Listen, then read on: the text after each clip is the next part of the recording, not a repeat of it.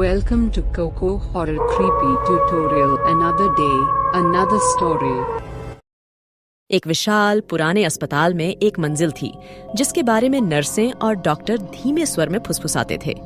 लंबे समय से परित्यक्त ईस्ट विंग अपने मंद रोशनी वाले हॉलवे, चरमराते फर्श और फीके वॉलपेपर के साथ इसमें भयानक उपेक्षा की आभा झलक रही थी। एक दुर्भाग्यपूर्ण रात एमिली नाम की एक युवा नर्स ने खुद को ईस्ट विंग में रात की पाली में नियुक्त पाया। जैसे ही उसने अपना चक्कर लगाया, वह देखे जाने के एहसास से बच नहीं पाई। हवा बर्फीली थी और सन्नाटा केवल टिमटिमाती रोशनियों की धीमी गड़गड़ाहट से टूट रहा था।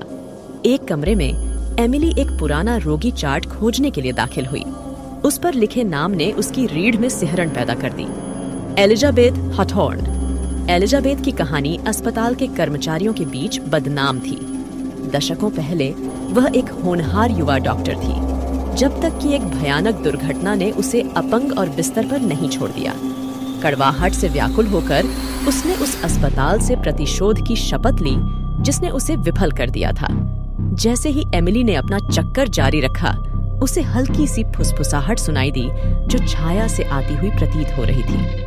ठंडी उंगलियां उसकी त्वचा पर रगड़ने लगीं और जैसे ही उसने मुड़कर देखा तो उसका दिल तेजी से धड़कने लगा, क्योंकि वहां कोई नहीं था।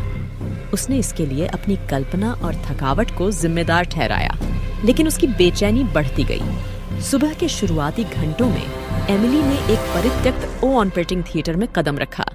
जंग लगे सर्जिकल उपकरण पीली चांदनी में चमक रहे थे और हवा दमघोंटू उपस्थिति के साथ बोझिल थी।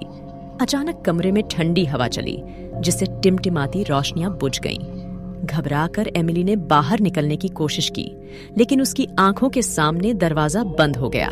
वह फंस गई थी। ऊपर की रोशनियां टिमटिमा रही थीं और गूंज रही थीं, जिससे दीवारों पर भयानक छाया पड़ रही थी। कमरे के केंद्र में अंधेरे से एक आकृति उभरी। एलिजाबेथ हॉथॉर्न, उसकी आंखें खोखली और द्वेष से भरी हुई थीं। क्या यही भाग्य आप चाहती हैं, युवा नर्स?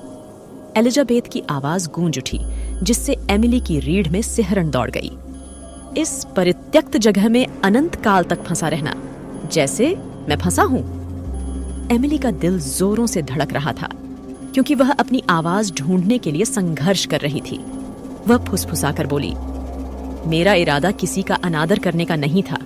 मैं यहाँ सिर्फ मरीजों की देखभाल के लिए आई हूँ। एलिजाबेथ की हंसी कमरे में गूंज रही थी।